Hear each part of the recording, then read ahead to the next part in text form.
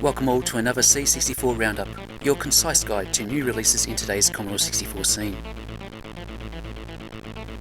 And for this month's feature, well, what else can it be but Sarah Jane Avery's Briley Witch Chronicles.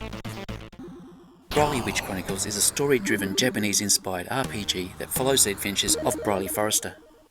The game kicks things off with an introduction that depicts a sisterhood of witches gathering together on a windy evening in an attempt to get rid of a mystical dark spirit plaguing their village.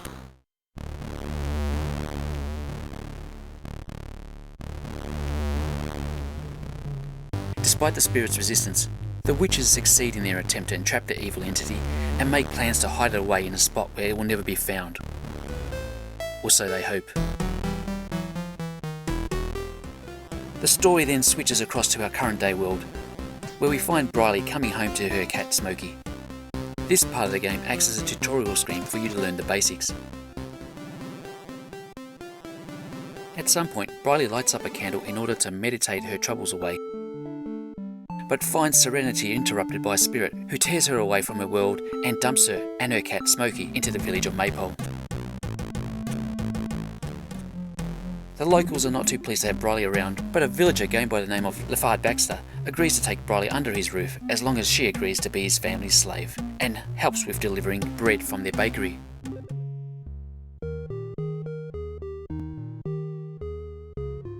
Upon arriving at the Baxters, Briley meets up Lafard's wife Clarissa, who suspects that Briley might be more than just an ordinary girl from another world. Meanwhile, Briley has trouble rationalising how she can all of a sudden be able to communicate with Smokey. And it's at this point where you realise that the game has been running for about 15 minutes with you having done very little in the game. So if you are someone who finds it difficult to spare time playing games, or you prefer your gaming to be more instantaneous, then Briley Witch Chronicles is not going to be for you.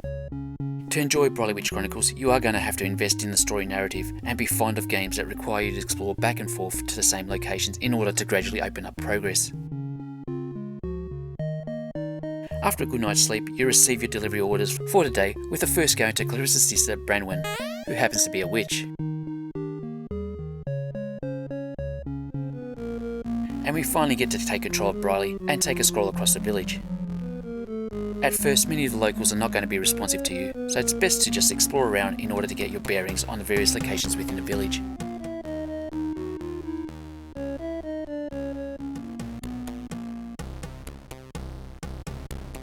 The size of Maypole is spot on perfect. It's big enough to allow variation within the game world and come up with plenty of different game objectives for the player to complete, but not too big where travelling from one end to another feels laborious.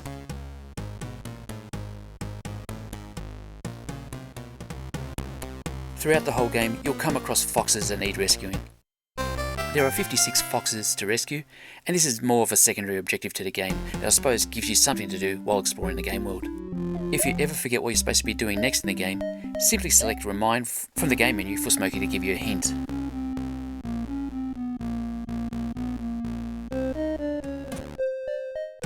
When we deliver the bread to Branwen, it is here where Briley starts to realise that perhaps she's just not an ordinary girl from another world, and that she herself may be a witch. And when Briley starts experiencing visions of spirits communicating with her, she senses that there may be a greater purpose for her being pulled into a backward world where she just doesn't fit in. But this is not just a game about broomsticks and cauldrons. No, the story narrative within Briley Witch Chronicles delves into the good and bad of personal relationships, making it relatable to the gamers who otherwise would have little to no interest in witchcraft and pagan concepts.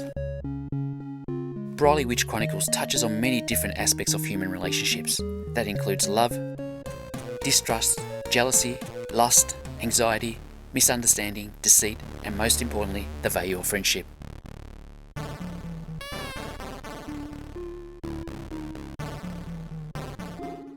The game is filled with plenty of objectives for you to carry out, and there would be in excess of 16 hours of gameplay on offer.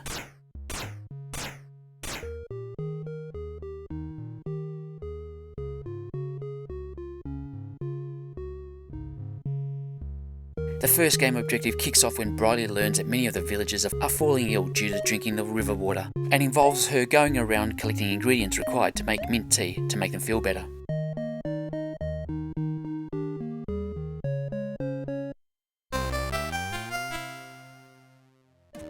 And you'll find that it is this type of problem-solving puzzles that you'll need to complete in order to progress through the story narrative throughout the whole game, with objectives becoming more involved over time, but never to the extent where you'll feel overwhelmed. When Briley obtains an ancient spellbook, she's able to gradually learn the powers of witchcraft that will not only help her survive the dangers that lay ahead of her, but possibly lead to her being able to find a way back to her normal world.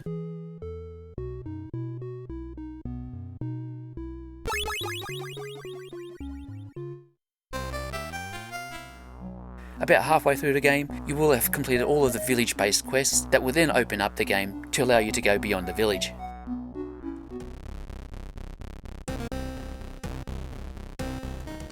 Being a Japanese-style RPG means you get to play through many random turn-based combat, which I personally find to be the most tedious thing about this game genre. Fortunately, Sarah has provided a difficulty setting to make it easier to get through these segments. The combat system itself is easy and intuitive to use.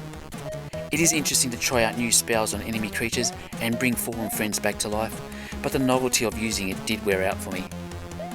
I appreciate that these segments are designed to upskill your character and be rewarded with items to help us with the overall game objective, but for most part I found these to disrupt the story flow and would have preferred some form of alternative simplified combat done in real time, but that's just me. I know many of you love this sort of stuff. Setting combat style and initial slow start to the game aside, Briley Witch Chronicles is a very well produced game that I'm finding a joy to play through. The pacing and content of the story narrative is very well done. I'm finding myself getting absorbed by the fantasy world and its relatable characters. The story implementation has been successful in taking me through a range of emotions, making me care about the characters on screen and looking forward to see how the story unfolds. Briley Witch Chronicles is currently only available as a digital download from Sarah's itch.io page. The game is both PAL and NTSC compatible, works with the C64 devices, and contains a save game functionality. Briley Witch Chronicles is a watershed title for the Commodore 64. It is an important game for our beloved 8-bit computer, irrespective of whether you like the genre or not. The historical impact that the game will have on the C64 gaming scene will really depend not on how many people buy the game, but rather how many people will actually invest the required time to follow Briley in her adventure to help the people of Maypole and find a way back home. Only time will tell.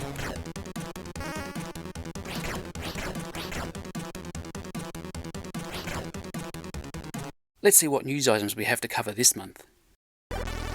Ali Pilati has reached out to RGN to reveal that he has been working on a C64 conversion of the Atari 2600 game, Seaquest. I know that many of you have been enjoying the Atari 2600 conversions that have taken place over the past couple of years, and this is another fine title to add to the collection. The aim of Seaquest is to rescue 6 stranded divers while avoiding sharks and enemy submarines. While doing all this, you want to make sure that you don't run out of oxygen. You can refill your oxygen by going up to the surface, but this will cost you one of your rescued divers, so you would only want to use this if you really had to.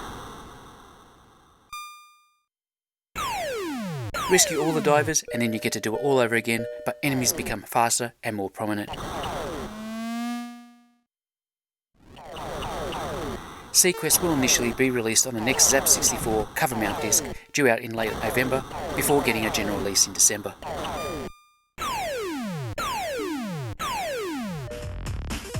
8Bits High, a music supergroup that uses Commodore 64s as their instruments, has also been in touch with RGN to let us know that they have a brand new album titled High Score.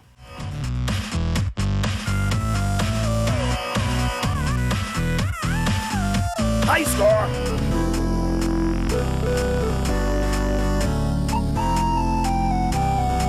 Auto fire!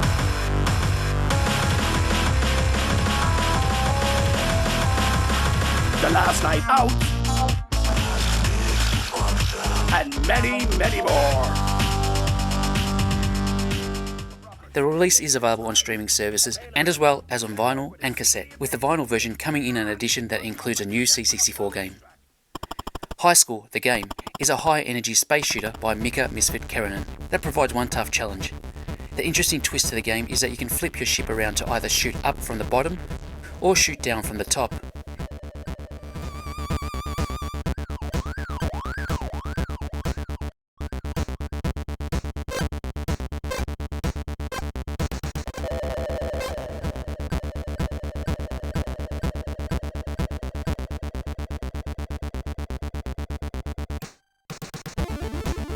If you want to be as cool as the people in the 8 Bits High video trailer, then you better go on and grab yourself a copy of the release. Details on where to order 8 Bits High Score are available in the video description. Knife Grinder has pushed out a teaser trailer of Leicester, a new Metroidvania style platform game that will arrive over the next year on the C64 through itch.io. Set in a space station where security drones have gone rogue, Leicester's game environment is full of secrets to discover and enemies to blast.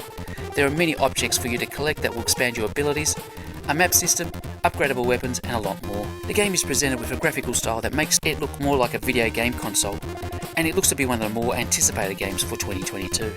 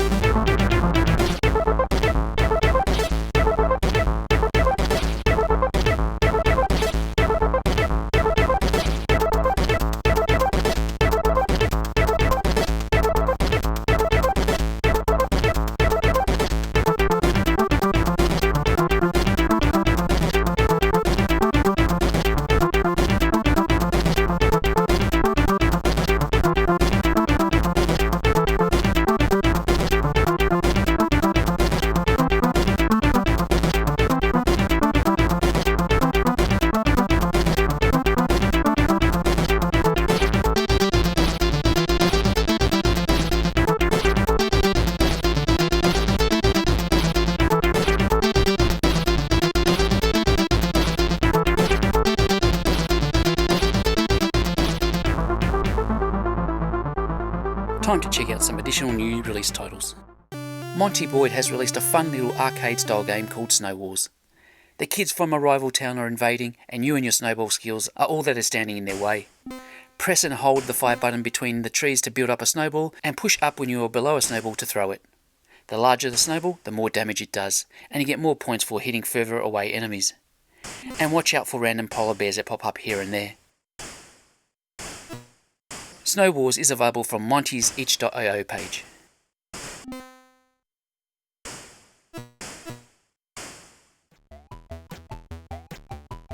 Looking for something simple but a whole lot of fun to play with your friends? Then Straight Up by Dr. Wuro Industries is the game for you. Play as one of 4 vegetables as you try to outrace each other to get to the top. If you don't have any cool friends who are into C64 gaming, then you can enjoy the game in a single player mode as well. The game is available for free from Dr. Wuro's website.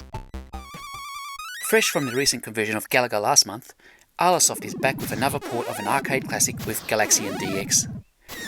This C64 version of Galaxian is superior to original Atari soft conversion and does a good job to provide a near arcade-like experience while still feeling like a C64 game. Galaxian DX includes a 2-player co-op mode, high score table and shot statistics. The game is available to download from Arlosoft's itch.io page. Hey, how about we go back a few years and check out some game titles from 2013. Velation by Cosine is a flick-screen shooter that is going to remind you of the game Cybernoid. Developed by the late great Jason Kelk, your mission is to escape from the pirate planet. Move through the screens to see if you can find the way out and watch out for enemies and the missiles.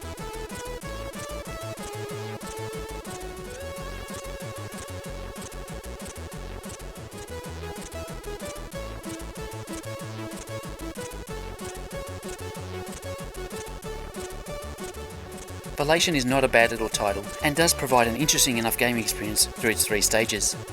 The game placed 6th in the 2013 RGCD 16K cartridge competition, which is not a bad result when you look at the calibre of the games that placed ahead of it.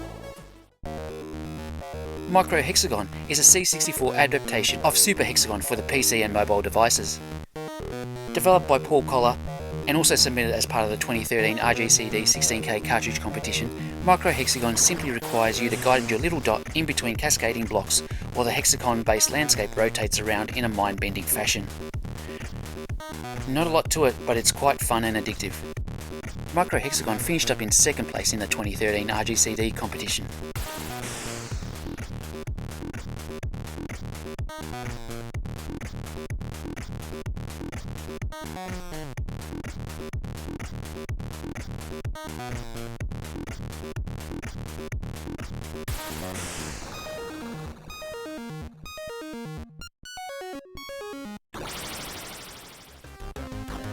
And if you're wondering which game took out first place in the 2013 RGCD competition, then the answer to that is Monster Buster by Pixelnet. Monster Buster is a puzzle bobble clone offering a solid gameplay experience and precise controls. The initial levels do start off a little slow, as the game perhaps lacks some of the urgency that features on its inspiration titles that preceded it. But it is quite accessible and features some good music, and before you know it, you spend the whole night playing through the game. And that is a wrap on another C64 roundup. Thank you all for taking the time to watch through this episode. For viewers who are interested in going the extra step to support the channel, you can do so by leaving a tip via Ko-fi or sign up to contribute monthly via Patreon. Until next time, bye for now.